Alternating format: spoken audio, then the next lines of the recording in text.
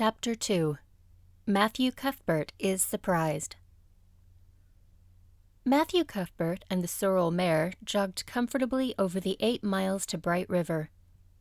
It was a pretty road, running along between snug farmsteads, with now and again a bit of balsamy fir wood to drive through, or a hollow where wild plums hung out their filmy bloom. The air was sweet with the breath of many apple orchards, and the meadows sloped away in the distance to horizon mists of pearl and purple, while the little bird sang as if it were the one day of summer in all the year.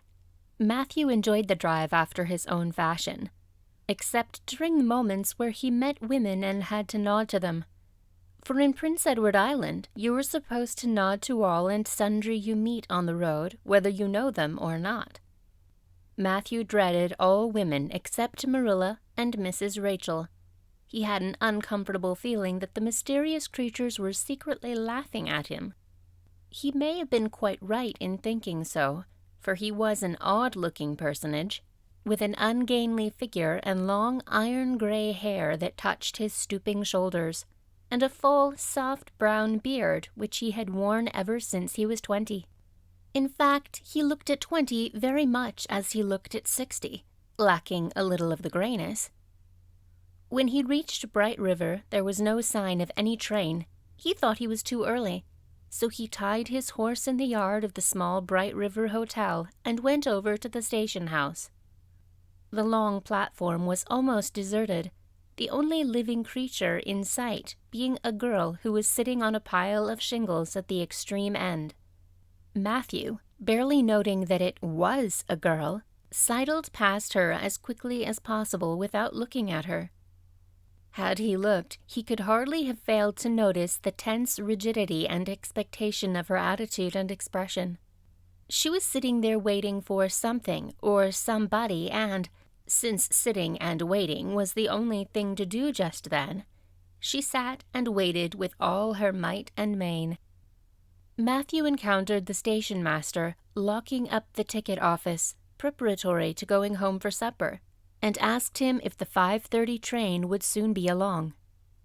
"The 5:30 train has been in and gone half an hour ago," answered that brisk official.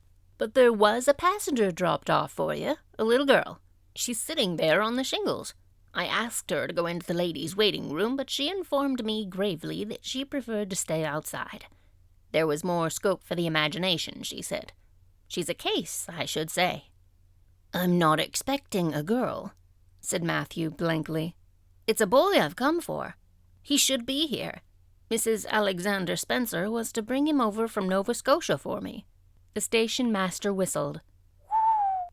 "Guess there's some mistake," he said. "Mrs. Spencer came off the train with that girl and gave her into my charge. Said she and your sister were adopting her from an orphan asylum and that you would be along for her presently. That's all I know about it, and I haven't got any more orphans concealed hereabouts." "I don't understand," said Matthew helplessly, wishing that Marilla was at hand to cope with the situation. "Well, you'd better question the girl," said the station master carelessly. "I dare say she'll be able to explain. She's got a tongue of her own, that's certain. Maybe they were out of the boys of the brand you wanted." He walked jauntily away, being hungry, and the unfortunate Matthew was left to do that which was harder for him than bearding a lion in its den. Walk up to a girl, a strange girl, an orphan girl, and demand of her why she wasn't a boy. Matthew groaned in spirit as he turned about and shuffled gently down the platform towards her. She had been watching him ever since he had passed her, and she had her eyes on him now. Matthew was not looking at her and would not have seen what she was really like if he had been. But an ordinary observer would have seen this: a child of about 11, garbed in a very short, very tight, very ugly dress of yellowish-gray wincey. She wore a faded brown sailor hat, and beneath the hat, extending down her back, were 2 braids of very thick, decidedly red hair. Her face was small, white, and thin, also much freckled. Her mouth was large, and so were her eyes, which looked green in some lights and moods, and gray in others. So far, the ordinary observer. An extraordinary observer might have seen that the chin was very pointed and pronounced, that the big eyes were full of spirit and vivacity, that the mouth was sweet-lipped and expressive, that the forehead was broad and full. In short, our discerning extraordinary observer might have concluded that no commonplace soul inhabited the body of this stray woman-child, of whom shy Matthew Cuthbert was so ludicrously afraid. Matthew, however, was spared the ordeal of speaking first, for as soon as she concluded that he was coming to her, she stood up, grasping with one thin brown hand the handle of a shabby, old-fashioned carpet-bag. The other she held out to him. "I suppose you are Mr. Matthew Cuthbert of Green Gables," she said in a peculiarly clear, sweet voice. "I'm very glad to see you. I was beginning to be afraid you weren't coming for me, and I was imagining all the things that might have happened to prevent you. I had made up my mind that if you didn't come for me tonight, I'd go down the track to that big wild cherry tree at the bend and climb up into it to stay all night. I wouldn't be a bit afraid, and it would be lovely to sleep in a wild cherry tree, all white and bloom in the moonshine, don't you think? You could imagine you were dwelling in marble halls, couldn't you? And I was quite sure you would come for me in the morning if you didn't tonight." Matthew had taken the scrawny little hand awkwardly in his. Then and there he decided what to do. He could not tell this child with the glowing eyes that there had been a mistake. He would take her home and let Marilla do it. She couldn't be left at Bright River anyhow, no matter what mistake had been made. So all questions and explanations might as well be deferred until he was safely back at Green Gables. "I'm sorry I was late," he said shyly. "Come along, the horse is over in the yard. Give me your bag." "Oh, I can handle it," the child responded cheerfully. "It isn't heavy. I've got all my worldly goods in it, but it isn't heavy. And if it isn't carried in just a certain way, the handle pulls out. So I'd better keep it because I know the exact knack of it. It's an extremely old carpet bag. Oh, I'm very glad you've come, even if it would have been nice to sleep in a wild cherry tree. We've got to drive a long piece, haven't we? Mrs. Spencer said it was 8 miles. I'm glad because I love driving. Oh, it seems so wonderful that I'm going to live with you and belong to you. I've never belonged to anybody, not really. But the asylum was the worst. I've only been in 4 months, but that was enough. I don't suppose you were an orphan in an asylum, so you can't possibly understand what it's like. It's worse than anything you could imagine. Mrs. Spencer said it was wicked of me to talk like that. But I didn't mean to be wicked. It's so easy to be wicked without knowing it, isn't it? They were good, you know, the asylum people. But there is so little scope for the imagination in an asylum. Only just in the other orphans. It was pretty interesting to imagine things about them. To imagine that perhaps the girl who sat next to you was really the daughter of a belted earl who had been stolen away from her parents in the infancy by a cruel nurse who died before she could confess. I used to lie awake at night and imagine things like that, because I didn't have time in the day. I guess that's why I'm so thin. I am dreadfully thin, ain't I? There isn't a pick on my bones. I do love to imagine I'm nice and plump, with dimples in my elbows." With this, Matthew's companion stopped talking, partly because she was out of breath, and partly because she had reached the buggy. Not another word did she say until they had left the village and were driving down a steep little hill, the road part of which had been cut so deeply into the soft soil that the banks, fringed with blooming wild cherry trees and slim white birches, were several feet above their heads. The child put out her hand and broke off a branch of wild plum that brushed against the side of the buggy. "Isn't that beautiful? What did that tree, leaning out from the bank, all white and lacy, make you think of?" she asked. "Well, now, I don't know," said Matthew. "Why, a bride, of course. A bride all white with a lovely misty veil. I've never seen one, but I can imagine what she would look like. I don't ever expect to be a bride myself. I'm so homely nobody will ever want to marry me, unless it might be a foreign missionary. I suppose a foreign missionary wouldn't be very particular, but I do hope that someday I shall have a white dress. That is my highest ideal of earthly bliss. I just love pretty clothes, and I've never had a pretty dress in my life that I can remember. But of course, it's all the more to look forward to, isn't it? And then I can imagine that I'm dressed gorgeously. This morning when I left the asylum, I felt so ashamed because I had to wear this horrid old wincey dress. All the orphans had to wear them, you know. A merchant in Hopeton last winter donated 300 yards of wincey to the asylum. Some people said it was because he couldn't sell it, but I'd rather believe that it was out of the kindness of his heart, wouldn't you? When we got on the train, I felt as if everybody must be looking at me and pitying me. But I just went to work and imagined that I had on the most beautiful pale blue silk dress. Because when you are imagining, you might as well imagine something worthwhile. And a big hat, all flowers and nodding plumes, and a gold watch and kid gloves and boots. I felt cheered up right away, and I enjoyed my trip to the island with all my might. I wasn't a bit sick coming over in the boat. Neither was Mrs. Spencer, although she generally is. She said she hadn't time to get sick, watching to see that I didn't fall overboard. She said she never saw the beat of me for prowling about. But if it kept her from being seasick, it's a mercy I did prowl, isn't it?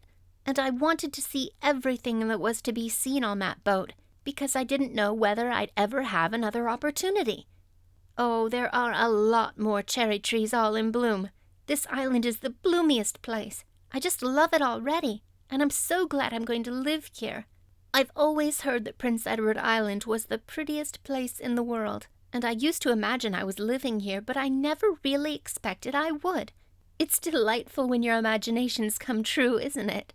But those red roads are so funny. When we got into the road at Charlottetown, and the red roads began to flash past, I asked Mrs. Spencer what made them red, and she said she didn't know, and for pity's sake not to ask her any more questions. She said I must have asked her 1,000 already. I suppose I had, too, but how you going to find out about things if you don't ask questions? And what does make the roads red? Well, now, I don't know, said Matthew. Well, that is one of the things to find out sometime. Isn't it splendid to think of all the things there are to find out about? It just makes me feel glad to be alive. It's such an interesting world. It wouldn't be half so interesting if we know all about everything, would it? There'd be no scope for imagination then, would there? But am I talking too much? People are always telling me I do. Would you rather I didn't talk? If you say so, I'll stop. I can stop when I make up my mind to it, although it's difficult. Matthew, much to his own surprise, was enjoying himself. Like most quiet folks, he liked talkative people when they were willing to do the talking themselves and did not expect him to keep up his end of it. But he had never expected to enjoy the society of a little girl. Women were bad enough in all conscience, but little girls were worse. He detested the way they had of sidling past him timidly with sidewise glances, as if they expected him to gobble them up at a mouthful if they ventured to say a word. That was the Avonlea type of well-bred little girl, but this freckled witch was very different, and although he found it rather difficult for his slower intelligence to keep up with her brisk mental processes, he thought that he kind of liked her chatter. So he said as shyly as usual, "Oh, you can talk as much as you like. I don't mind." "Oh, I'm so glad. I know you and I are going to get along together fine. It's such a relief to talk when one wants to and not be told that children should be seen and not heard. I've heard that said 1,000,000 times if I have once, and people laugh at me because I use big words. But if you have big ideas, you have to use big words to express them, haven't you?" "Well, now, that seems reasonable," said Matthew. "Mrs. Spencer said that my tongue must be hinged in the middle, but it isn't. It's firmly fastened at one end. Mrs. Spencer said your place was named Green Gables. I asked her all about it, and she said there were trees all around it. I was gladder than ever. I just love trees. And there weren't any at all about the asylum, only a few poor weeny teeny things out in front with little whitewashed cagey things about them. They just looked like orphans themselves, those trees did. It used to make me want to cry to look at them. I used to say to them, "Oh, you poor little things. If you were out in a great big woods, and other trees all around you, and little mosses and June bells growing over your roots, and a brook not far away, and birds singing in your branches, you could grow, couldn't you? But you can't where you are. I know just exactly how you feel, little trees. I felt sorry to leave them behind this morning. You do get so attached to things like that, don't you? Is there a brook anywhere near Green Gables? I forgot to ask Mrs. Spencer that." "Well, now, yes, there's one right below the house." "Fancy! It's always been one of my dreams to live near a brook. I never expected I would, though. Dreams don't often come true, do they? Wouldn't it be nice if they did? But just now I feel pretty nearly perfectly happy. I can't feel exactly perfectly happy because, well, what color would you call this?" She twitched one of her long, glossy braids over her thin shoulder and held it up before Matthew's eyes. Matthew was not used to deciding on the tints of ladies' tresses, but in this case there couldn't be much doubt. "It's red, ain't it?" he said. The girl let the braid drop back with a sigh that seemed to come from her very toes, and to exhale forth all the sorrows of the ages. "Yes, it's red," she said resignedly. "Now you see why I can't be perfectly happy. Nobody could who has red hair.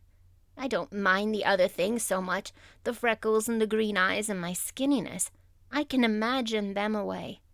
I can imagine that I have a beautiful rose-leaf complexion and lovely starry violet eyes. But I cannot imagine that red hair away. I do my best. I think to myself, now my hair is a glorious black, black as the raven's wing. But all the time I know it is just plain red, and it breaks my heart. It will be my lifelong sorrow. I read of a girl once in a novel who had a lifelong sorrow, but it wasn't red hair. Her hair was pure gold rippling back from her alabaster brow. What is an alabaster brow? I never could find out. Can you tell me?" "Well, now, I'm afraid I can't," said Matthew, who was getting a little dizzy. He felt as he had once felt in his rash youth when another boy had enticed him on the merry-go-round at a picnic. "Well, whatever it was, it must have been something nice, because she was divinely beautiful. Have you ever imagined what it must feel like to be divinely beautiful?" "Well, now, no, I haven't," confessed Matthew ingenuously. "I have, often. Which would you rather be if you had the choice? Divinely beautiful, or dazzlingly clever, or angelically good?" "Well, now, I don't know exactly." "Neither do I. I can never decide. But it doesn't make much real difference, for it isn't likely I'll ever be either. It's certain I'll never be angelically good. Mrs. Spencer says, 'Oh, Mr. Cuthbert! Oh, Mr. Cuthbert! Oh, Mr. Cuthbert!'" That was not what Mrs. Spencer had said. Neither had the child tumbled out of the buggy, nor had Matthew done anything astonishing. They had simply rounded a curve in the road and found themselves in the avenue. The avenue, so called by the Newbridge people, was a stretch of road 400 or 500 yards long, completely arched over with huge, wide-spreading apple trees, planted years ago by an eccentric old farmer. Overhead was one long canopy of snowy, fragrant bloom. Below the boughs the air was full of a purple twilight, and far ahead a glimpse of painted sunset sky shone like a great rose window at the end of a cathedral aisle. Its beauty seemed to strike the child dumb. She leaned back in the buggy, her thin hands clasped before her, her face lifted rapturously to the white splendor above. Even when they had passed out and were driving down the long slope to Newbridge, she never moved or spoke. Still with rapt face she gazed afar into the sunset west. with eyes that saw visions trooping splendidly across that glowing background. Through Newbridge, a bustling little village where dogs barked at them and small boys hooted and curious faces peered from the windows, they drove still in silence. When 3 more miles had dropped away behind them, the child had not spoken. She could keep silence, it was evident, as energetically as she could talk. "I guess you're feeling pretty tired and hungry," Matthew ventured to say at last, accounting for her long visitation of dumbness, and the only reason he could think of. "But we haven't very far to go now, only another mile." She came out of her reverie with a deep sigh and looked at him with the dreamy gaze of a soul that had been wandering afar, startled. "Oh, Mr. Cuthbert," she whispered, "that place we came through, that white place, what was it?" "Well, now, you must mean the avenue," said Matthew after a few moments' profound reflection. "It is a kind of pretty place." "Pretty? Oh, pretty doesn't seem the right word to use, nor beautiful either. They don't go far enough. Oh, it was wonderful, wonderful. It's the first thing I ever saw that couldn't be improved upon by imagination. It just satisfies me here." She put one hand on her breast. It made a queer, funny ache, and yet it was a pleasant ache. Did you ever have an ache like that, Mr. Cuthbert?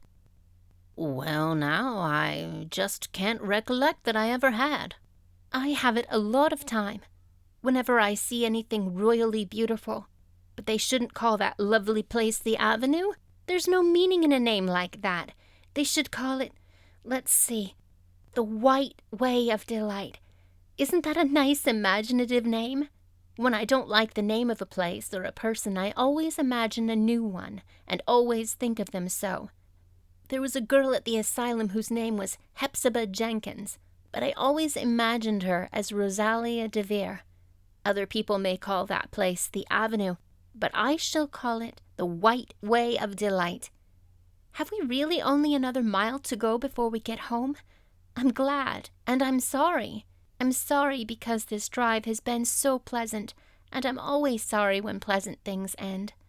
Something still pleasanter may come after, but you can never be sure, and it's so often the case that it isn't pleasanter. That has been my experience anyhow. But I'm glad to think of getting home. You see, I've never had a real home since I can remember. It gives me that pleasant ache again just to think of coming to a really, truly home. Oh, isn't that pretty?" They had driven over the crest of a hill. Below them was a pond, looking almost like a river, so long and winding was it. A bridge spanned it midway, and from there to its lower end were an amber-hued belt of sand hills shut in from the dark blue gulf beyond. The water was a glory of many shifting hues, the most spiritual shadings of crocus and rose and ethereal green, with other elusive tintings for which no name has ever been found. Above the bridge the pond ran up into fringing groves of fir and maple, and lay all darkly translucent in their wavering shadows. Here and there a wild plum leaned out from the bank like a white-clad girl tiptoeing to her own reflection. From the marsh at the head of the pond came the clear, mournfully sweet chorus of the frogs. There was a little gray house peering around a white apple orchard on a slope beyond, and although it was not yet quite dark, a light was shining from one of its windows. "That's Barry's Pond," said Matthew. "Oh, I don't like that name either. I shall call it, let me see, the Lake of Shining Waters. Yes, that is the right name for it. I know because of the thrill. When I hit on a name that suits exactly, it gives me a thrill. Do things ever give you a thrill?" Matthew ruminated. "It always kind of gives me a thrill to see them ugly white grubs that spade up in the cucumber beds. I hate the look of 'em." "Oh, I don't think that can be exactly the same kind of thrill. Do you think it can? There doesn't seem to be much connection between grubs and lakes of shining waters, does there? But why do other people call it Barry's Pond?" I reckon because Mr. Barry lives up there in that house. Orchard Slope's the name of this place. If it wasn't for that big bush behind it, you could see Green Gables from here. But we have to go over the bridge and round by the road, so it's near half a mile further." "Has Mr. Barry any little girls? Well, not so very little either, about my size?" "He's got one about 11. Her name is Diana." "Oh," with a long indrawing of breath, "what a perfectly lovely name." "Well, now, I don't know. There's something dreadful heathenish about it, seems to me. I'd rather Jane or Mary or some sensible name like that. But when Diana was born, there was a schoolmaster boarding there, and they gave him the naming of her, and he called her Diana." "I wish there had been a schoolmaster like that around when I was born, then. Oh, here we are at the bridge. I'm going to shut my eyes tight. I'm always afraid going over bridges. I can't help imagining that perhaps just as we get in the middle, they'll crumple up like a jackknife and nip us. So I shut my eyes. But I always have to open them for all when I think we're getting near the middle, because, you see, if the bridge did crumple up, I'd want to see it crumple. What a jolly rumble it makes. I always like the rumble part of it. Isn't it splendid there are so many things to like in this world? There, we're over. Now I'll look back. Good night, dear lake of shining waters. I always say good night to the things I love, just as I would to people. I think they like it. That water looks as if it was smiling at me." When they had driven up the further hill and around a corner, Matthew said, "We're pretty near home now. That's Green Gables over—" "Oh, don't tell me," she interrupted breathlessly, catching at his raised arm and shutting her eyes that she might not see his gesture. "Let me guess. I'm sure I'll guess right." She opened her eyes and looked about her. They were on the crest of a hill. The sun had set some time since, but the landscape was still clear in the mellow afterlight. To the west, a dark church spire rose up against a marigold sky. Below was a little valley, and beyond a long, gentle rising slope with snug farmsteads scattered along it. From one to another the child's eyes darted, eager and wistful. At last they lingered on one away to the left, far back from the road, dimly white with blossoming trees in the twilight of the surrounding woods. Over it, in the stainless southwest sky, a great crystal white star was shining like a lamp of guidance and promise. "That's it, isn't it?" she said, pointing. Matthew slapped the reins on the sorrel's back delightedly. "Well, now, you've guessed it. But I reckon Mrs. Spencer described it so's you could tell." "No, she didn't. Really, she didn't. All she said might just as well have been about most of those other places. I hadn't any real idea what it looked like. But just as soon as I saw it, I felt it was home. Oh, it seems as if I must be in a dream. Do you know my arm must be black and blue from the elbow up, for I've pinched myself so many times today. Every little while a horrible, sickening feeling would come over me, and I'd be so afraid it was all a dream. Then I'd pinch myself to see if it was real, until suddenly I remembered that even supposing it was only a dream, I'd better go on dreaming as long as I could, so I stopped pinching. But it is real, and we're nearly home." With a sigh of rapture, she relapsed into silence. Matthew stirred uneasily. He felt glad that it would be Marilla and not he who would have to tell this waif of the world that the home she longed for was not to be hers after all. They drove over Lynn's Hollow, where it was already quite dark, but not so dark that Mrs. Rachel could not see them from her window vantage, and up the hill and into the long lane of Green Gables. By the time they arrived at the house, Matthew was shrinking from the approaching revelation with an energy he did not understand. It was not of Marilla or himself he was thinking of the trouble this mistake was probably going to make for them, but of the child's disappointment. When he thought of that rapt light being quenched in her eyes, he had an uncomfortable feeling that he was going to assist at murdering something. Much the same feeling that came over him when he had to kill a lamb or a calf, or any other innocent little creature. The yard was quite dark as they turned into it, and the poplar leaves were rustling silkily all around it. "Listen to the trees talking in their sleep," she whispered as he lifted her to the ground.